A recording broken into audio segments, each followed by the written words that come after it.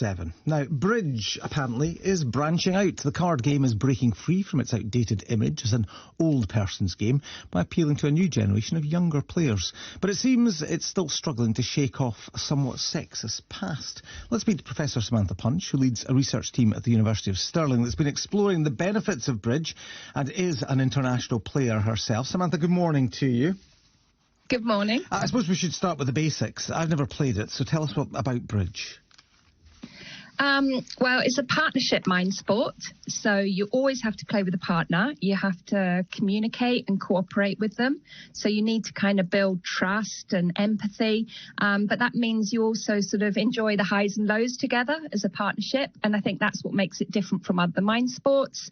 But it also has kind of psychological human elements to it, alongside mental aspects like logical deduction, strategy, problem solving. But I mean, it's basically a card game and you use a normal pack of cards, but I would certainly say it's the best of all card games. Well, you would say that, wouldn't you? And I presume, given that list you've just told us about, you see these as being some of the real positive benefits of bridge. Yeah, I mean, it's fantastic for social connection because of these partnership and team elements. It's also good for brain fitness, for mental health and well-being. So it's great for healthy aging. And at Stirling, we firmly believe that healthy aging is something that should start in childhood rather than wait until maybe later in life to think about how we might age well. And bridge can really help with that. We see it as a game for life. And it also offers opportunities to connect generations, get people away from their screens, from their digital devices, and it's something families can do together. So we really believe it has multiple benefits. Yeah, I mentioned perhaps the image of it being an older person's game, but some of the young people in your study have been getting pretty good at it, haven't they? Yeah, that's right. I mean, we're delighted that, you know, in Scottish Bridge and also in other countries now, we're seeing many schoolgirls competing in youth events alongside boys. So we're kind of starting to see a shift in bridge, a bit similar to that of STEM subjects like maths in the past, where people used to believe that it was a male-dominated field and girls couldn't play, where now they're seeing that actually that's not the case. And actually it was perhaps more to do with ingrained stereotypes, and if really girls and boys are given the same opportunities, the same support and encouragement, then we can see that both girls and boys can compete together. So. What is the connection with maths here? Are you having to do a lot of calculations as you play?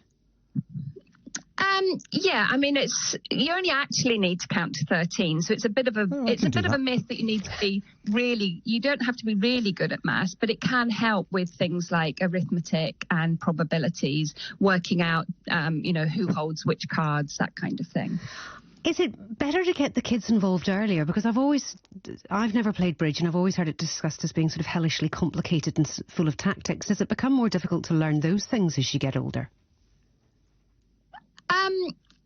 I mean, bridge has different levels and you can enjoy it at different levels. I mean, it's a social game, but it's also a highly competitive game. So it depends, whether you're playing it for fun and for the socialization or whether you want the more cutthroat competition.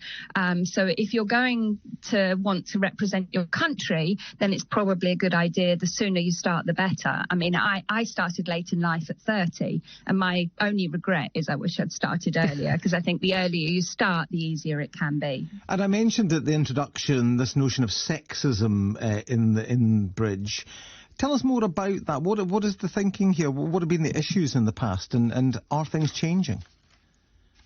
Well, at the top levels of the game, bridge is male-dominated, and so that means there can be a perception that men's brains are somehow better wired for bridge in terms of being more rational and perhaps less emotional. But this, we found, reflects very traditional, outdated thinking about the differences between men and women's brains.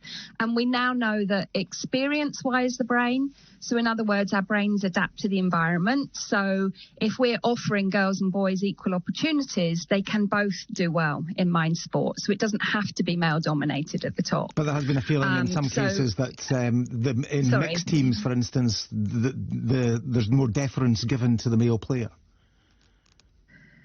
There can be, yes. I mean, there's elements of sexism, as there is in all walks of life. And yeah, there are occasions where girls are treated differently from boys, and that's why we at Stirling University we're working really hard to change that, and we've introduced a gender policy to raise awareness about these kinds of gender issues, and that policy has been introduced at European level, and we're hoping it's going to get rolled out at world level.